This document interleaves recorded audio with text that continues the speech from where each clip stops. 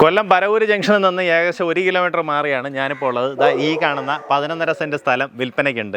പരവൂർ ജംഗ്ഷനിൽ നിന്ന് കറക്റ്റ് 1 കിലോമീറ്ററാണ് ഇങ്ങോട്ടേക്ക് ഡിസ്റ്റൻസ് വരുന്നത്. ദയാബ്ജി ജംഗ്ഷനിൽ നിന്ന് ഏകദേശം 200 മീറ്ററാണ് നമ്മുടെ പ്രോപ്പർട്ടിയിലേക്ക് ഡിസ്റ്റൻസ് വരുന്നത്.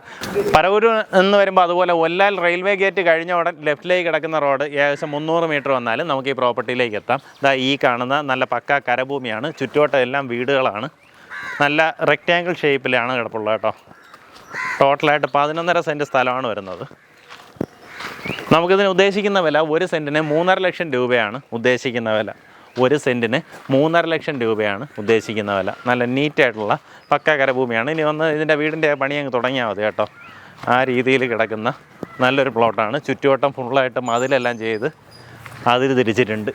അപ്പോൾ ഈ പ്രോപ്പർട്ടിക്ക് താല്പര്യമുള്ളവർ നേരിട്ട് ഓണറിനെ വിളിച്ചോ. നമുക്കിവിടെ അടുത്തായിട്ട് വരുന്ന ഒരു ക്ഷേത്രങ്ങളുണ്ട് കേട്ടോ. ഒല്ലാൽ ശിവക്ഷേത്രം, അതുപോലെ തന്നെ ആയിരവല്ലി ശിവക്ഷേത്രമൊക്കെ നമുക്കിവിടെ നിന്ന് അടുത്തായിട്ടാണ് വരുന്നത്. ഏറ്റവും തൊട്ടടുത്ത് വരുന്ന ജംഗ്ഷൻ എന്ന് പറയുന്നത് ദയാബ്ജി ജംഗ്ഷനാണ്.